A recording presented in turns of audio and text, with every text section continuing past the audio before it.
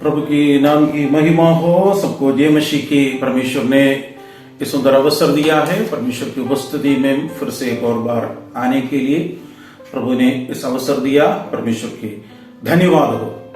हम पिछले क्लास में देखे थे दानियल के पुस्तक 2 अध्याय से हम पढ़े थे। 4 प्रकार का धातु से बनाए वाला एक भयानक मूर्ति के बारे में। जब नबूकदनेस्सर राजा, बाबिलोन का राजा था, उसने जब सपना देखा था, उसका अर्थ बताने के लिए, उसका सपना और अर्थ बताने के लिए कोई भी तांत्रिक मंत्री और कोई भी लोग नहीं थे। और इस कारण से राजा क्रोधित होकर लोगों को मार डालने के लिए कोशिश किए थे। इस बारे में हम लोग पिछले क्लास में देखे थे। अब आज उस मूर्ति के बारे में, उसका अर्थ हम थोड़ा सा अध्ययन करेंगे। जब उसका अर्थ दानियल को परमेश्वर ने बताया है और उसके अर्थ यहां पर बता रहा है। जब दानियल का पुस्तक में से हमको उसका 2 अध्याय 36 वचन से लेकर जब पढ़ते वक्त हमको ये मिलता है, दानियल 2:36 से लेकर। स्वप्न तो यो ही हुआ और अब हम उसका फल राजा को समझा देता है। हे राजा, तू तो महाराजाधिराज है, क्योंकि स्वर्ग के परमेश्वर ने तुझको राज्य, सामर्थ, शक्ति और महिमा दी है। और जहां कहीं मनुष्य पाए जाते हैं, जहां उसने उस सबों को और मैदान के जीव जंतु और आकाश के पक्षियों को भी तेरे वश में कर दिया है और तुझको उन सब का अधिकारी ठहराया है। ये सोना का सिर तू ही है। यहां पर यहां दानियल बोल रहे, जो राजा तुम देखा उस सोने का सिर तू ही है, तू ही उसका सिर है, क्योंकि समस्त अधिकार परमेश्वर तुझको दिया है कर बोला। नबूकदनेस्सर समस्त जो पृथ्वी का सबसे बड़ा राजा, महाराजादि राजा बनकर और ये बाबिलोन का साम्राज्य कर रहे थे। इस राज्य तेरे वश में दिया है। आकाश की पक्षी और सारे जीव जंतु सब तेरे वश में कर दिया है।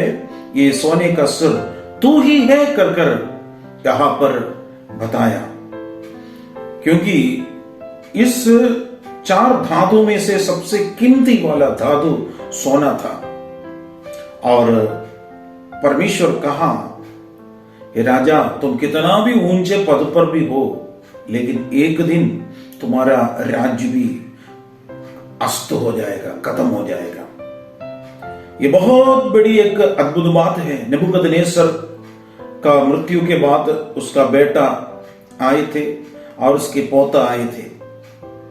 उसके बाद उन देश, बाबिलोन देश अस्त हो गया। नबूकदनेस्सर का राजा का बेटा जो नेबूकदनेस्सर पहला, वो समस्त पृथ्वी का उस समय एक राजा हो गया।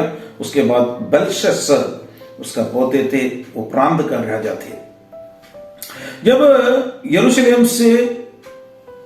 यरूशलेम मंदिर से जो लेके आया हुआ जब बर्तन, जब नबूकदनेस्सर राजा भयभक्ति के साथ अपने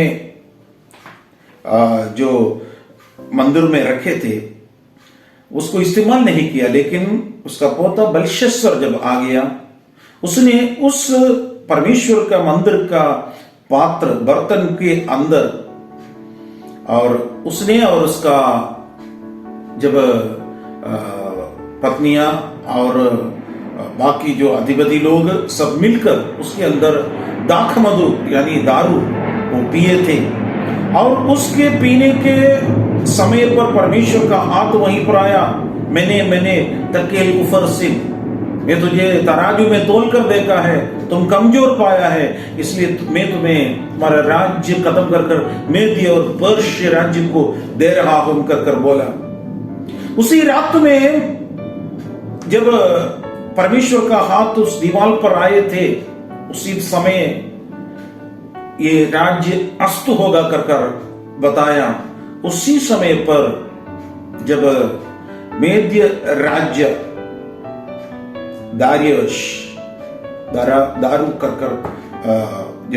दारा यानी दारियुश राजा, और उसने जो दीवार के अंदर से घुसकर और बाबिलोन साम्राज्य को खत्म किया, और उस समय बाबिलोन साम्राज्य अस्त हो गया। कितना भी बड़ा ताकतवर शक्तिशाली देश हो, लेकिन वो भी एक दिन खत्म हो जाएगा।